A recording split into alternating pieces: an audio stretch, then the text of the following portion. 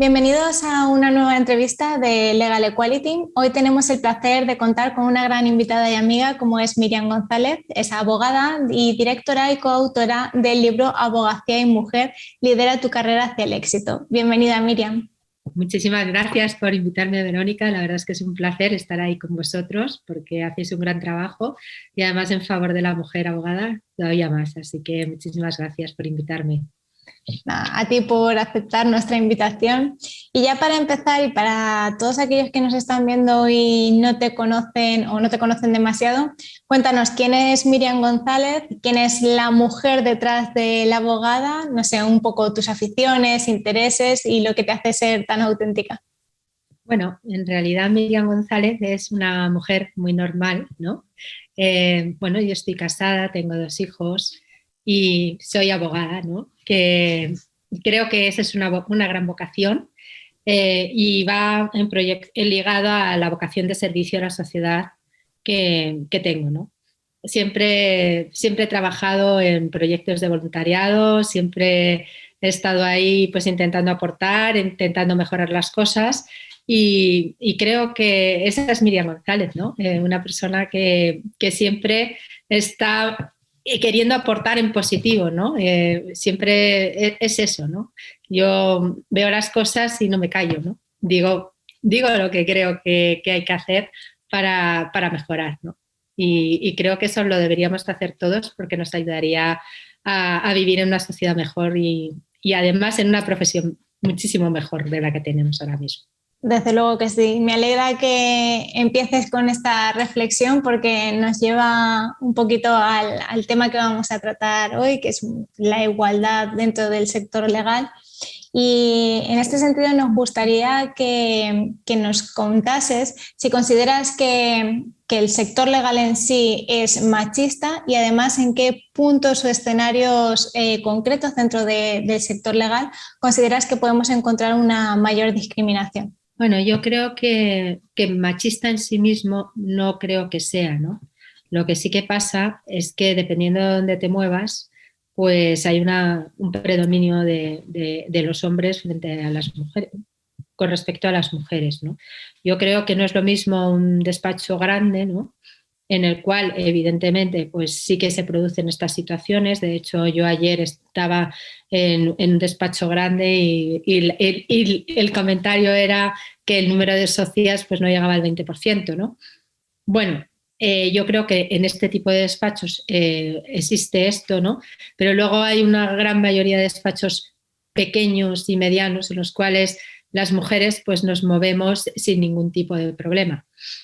Sobre todo, bueno, pues los despachos en los que somos proactivas y al final terminamos montando nuestro propio despacho porque nos es mucho más fácil pues la conciliación, nos es más fácil pues administrarnos y con tener familia, aunque no tenemos paja, así como decirlo, ¿no?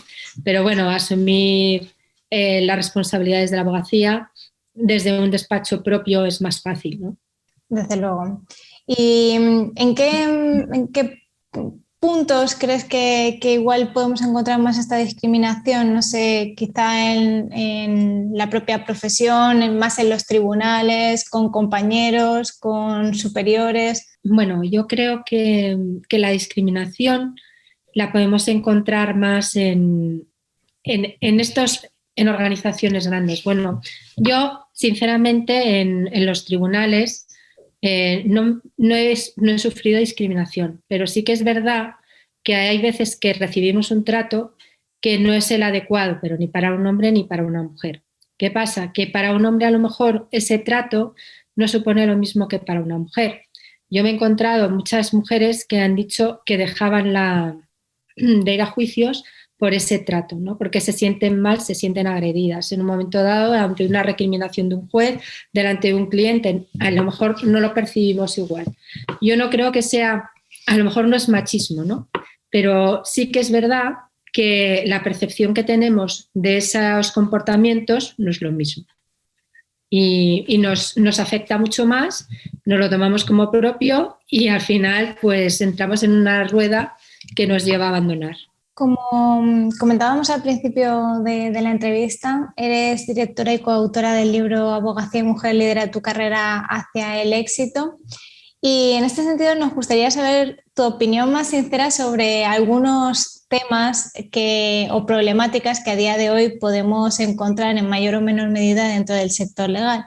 Uno de ellos son los techos de cristal que han caracterizado al sector legal impidiendo el acceso a las mujeres a puestos de responsabilidad. No sé qué opinas tú sobre esta problemática. Bueno, hay varias cosas, ¿no? Yo creo que el techo de cristal, como todo, pues al final estamos en los despachos grandes. Fundamentalmente es donde se ha producido. Bueno, realmente yo creo que es desde donde se ha producido en mayor medida. Entre otras cosas, creo que también las mujeres debemos asumir nuestra propia responsabilidad en esto. Nos cuesta mucho negociar. A nosotras, pues a lo mejor vemos un trabajo que nos gusta mucho el proyecto y no peleamos ni por el sueldo, ni por el coche, ni por el... y esa situación creo que realmente sí que se produce, ¿no? Que en cambio los hombres pues se fijan mucho más en todos esos parámetros que a lo mejor nosotras ni consideramos, porque a lo mejor lo que ocurre es que vivimos en un mundo de hombres. Hasta ahora hemos vivido, la sociedad estaba montada pues por hombres, ¿no? Y por lo tanto, pues las gratificaciones pues iban enfocadas pues a los hombres, ¿no? A lo mejor a ti y a mí, pues un coche determinado pues no nos importa demasiado, ¿no? A lo mejor nos dan un máster en no sé qué y nos gusta mucho más. Entonces, ¿qué pasa? Que al ser algo por el que a nosotras pues en un momento dado pues no nos merece la pena una confrontación, pues no peleamos con ello, ¿no? Yo creo que tenemos que saber que nosotras valemos lo que cobramos al final, ¿no? Yo creo que tenemos que pelear ahí nosotras mismas, independientemente de que sí que efectivamente pues, se ha producido pues, un techo de cristal y en muchos casos pues, cuando tenemos que pedir pues media jornada porque tenemos niños o lo que sea, entonces nos quedamos atascadas profesionalmente y entonces ya no subimos y entonces pues ya ni techo ni nada, o sea, ya sabemos lo que pasa, que más bien te quedas atascada profesionalmente y ya no tienes la posibilidad de ese ascenso tan importante. Esto, bueno, pues se produce pues, en los despachos grandes, ¿no? Y medianos.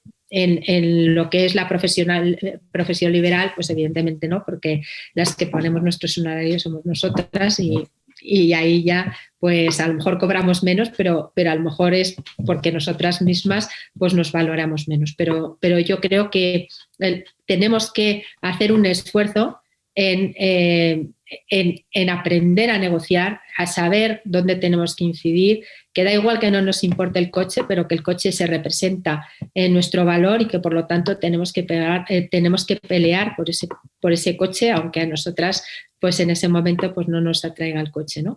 Creo que es un trabajo que tenemos que hacer.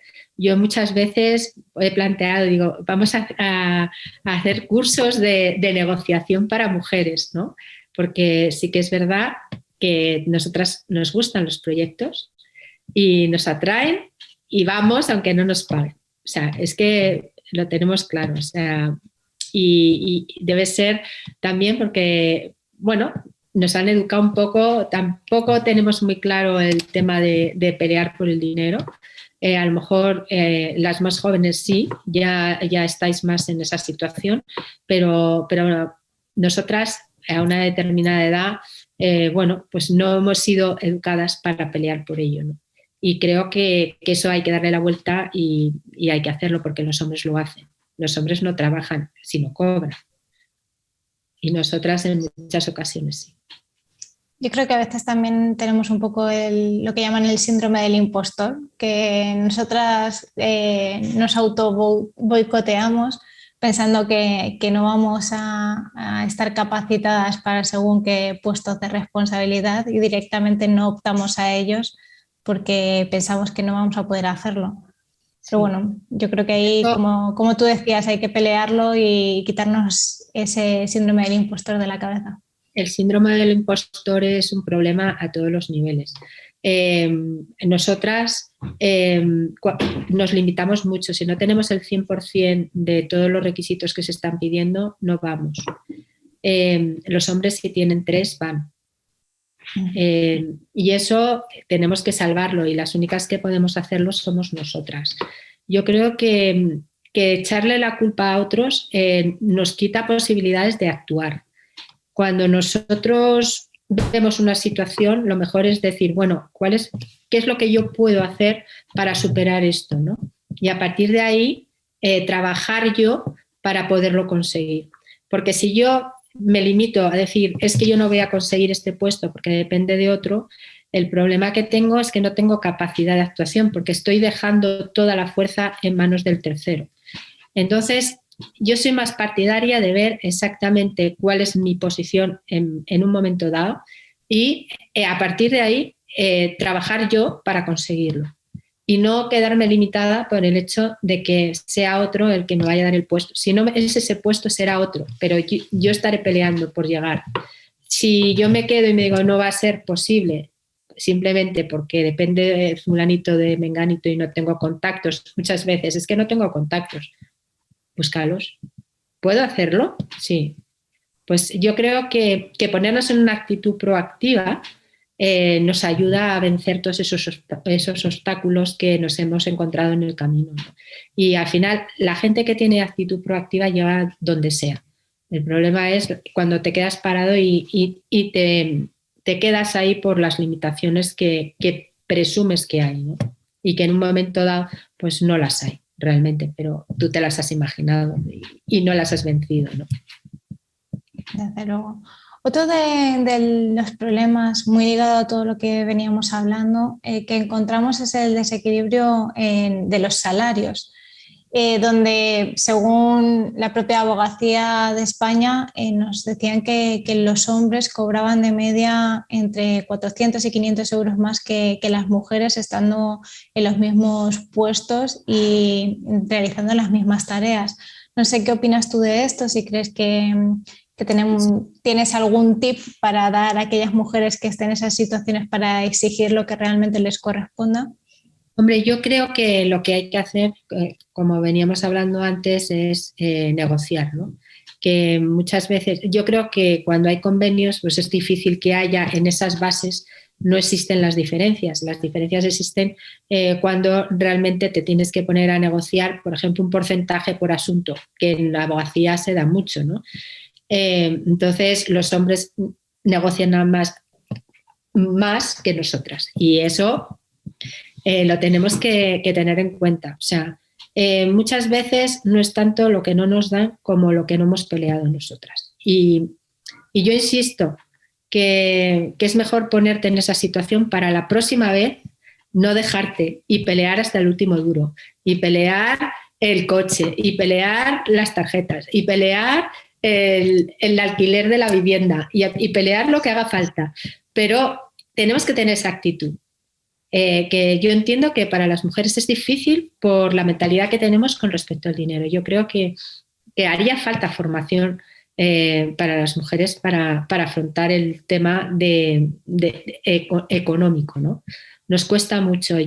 Hay algunas veces que he organizado pues, cursos pues para aprender a todo el tema de finanzas y tal, para saber administrarnos y las mujeres no queremos ir, porque entendemos en muchas ocasiones que no es nuestro tema, ¿no? Nosotros nos ocupamos de los niños, nos ocupamos de la casa, y el tema de las finanzas no es nuestro, aunque seamos abogadas.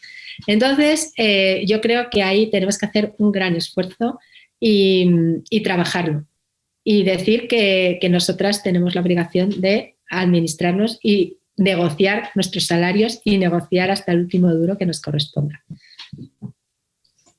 Otra gran lucha que tenemos las mujeres es la maternidad dentro del sector legal y cómo conciliar lo que es la vida personal con la vida profesional. Tú como madre, cuéntanos tu experiencia. ¿Se puede hacer? ¿Qué medidas podemos tomar para que realmente esta conciliación se dé? Bueno, difiere mucho de la situación que tengas, ¿no? Difiere si estás en un despacho grande. Está claro que llega un momento que los horarios que mantienen son inaccesibles para una madre de familia. O sea, y de hecho tienen un problema muy grande porque forman mujeres, pero llega un momento en que tienen que abandonar, ¿no? Porque evidentemente no vas a llegar a las 12 de la noche todos los días a tu casa, salvo que no quieras tener familia, ¿no? Entonces, hay muchas mujeres que han renunciado a esa carrera pues por la maternidad directamente, ¿no? Porque es verdad que al final hay que tener un equilibrio entre la vida personal y profesional, y si tú renuncias a una parte de ella, o sea, renuncias a tu vida personal a una vida profesional, pues al final te falta una pata, ¿no? Y te vas a encontrar mal sí o sí. Será ahora o será dentro de 10 años, pero siempre te va a faltar, ¿no? En cambio, yo soy muy defensora de la maternidad en la abogacía como profesional liberal, ¿no? Es verdad que lo de quedarte embarazada cuando eres profesional liberal y no tienes cobertura y todo eso es duro, ¿vale? Pero sí que es cierto que luego tienes posibilidad de organizarte, ¿no? Y tienes posibilidad de que si un día tienes que llevar a los niños al médico, pues poderlo hacer. O fijar tus propios horarios de despacho. O sea, que tienes muchísima más capacidad de maniobra ahí para poder manejarte y poder tener una vida familiar.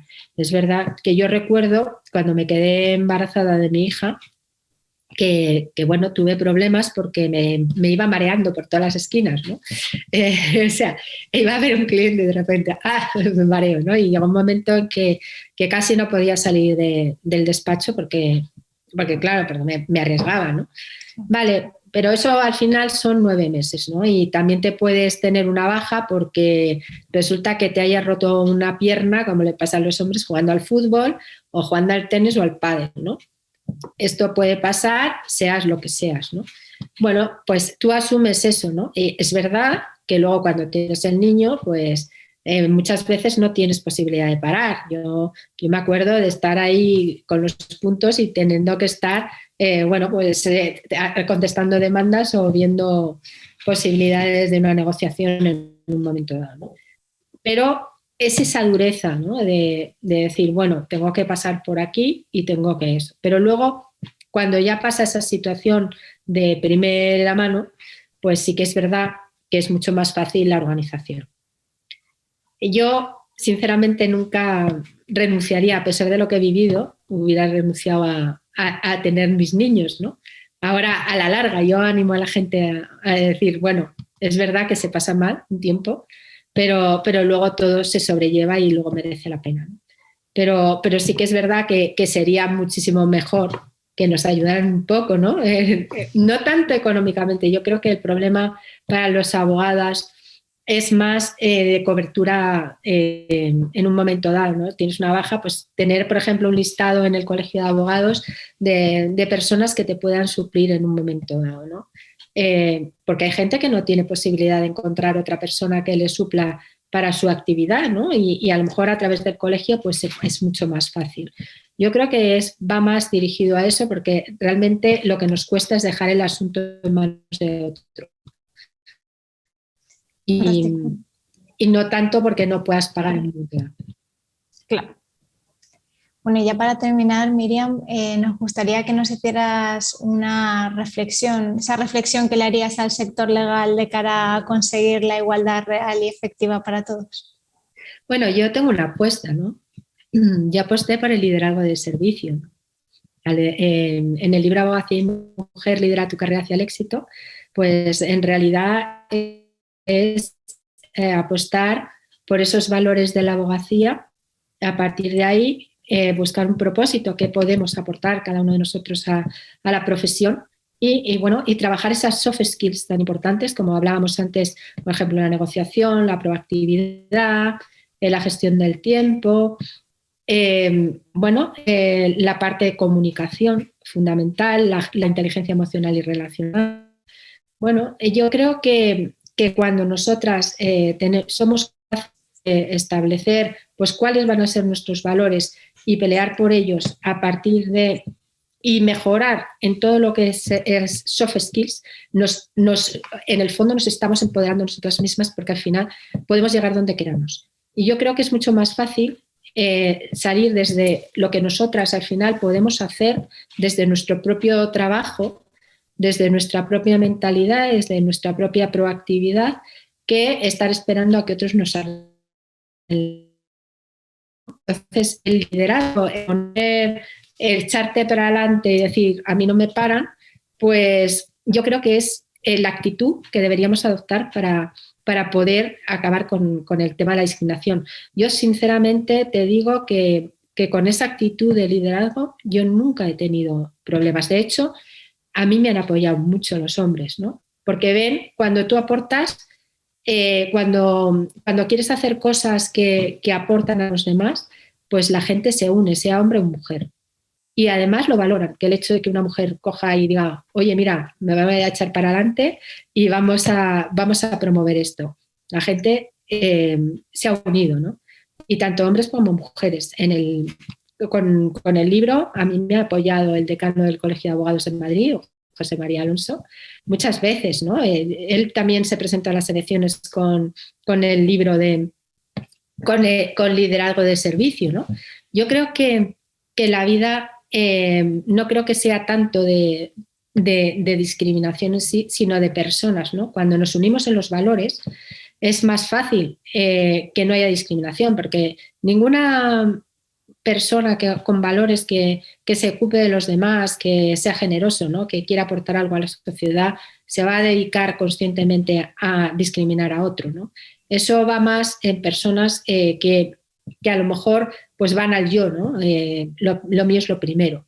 Por lo tanto, yo creo que partir de unos valores es importante, pero tanto para los hombres como para las mujeres y para la profesión. Yo creo que la profesión nuestra de la abogacía es importantísimo volver a la esencia de la abogacía en cuanto a la generosidad, la vocación de servicio, el cuidar a las personas y a los compañeros, la lealtad a los propios compañeros, ¿no? Yo cada vez veo más personas que defraudan esa lealtad, ¿no? Entonces, yo creo que es muy importante volver a esos valores y desde ahí yo creo que podríamos superar claramente la desigualdad. Pues muchísimas gracias por haber aceptado nuestra invitación, Miriam, por haber compartido tu experiencia y todos estos conocimientos con todos nosotros. Estamos convencidos de que va a ser de muchísima ayuda, así que muchas gracias. Nada, muchísimas gracias a vosotros por contar conmigo y sabes que me tienes a tu disposición para lo que necesites siempre.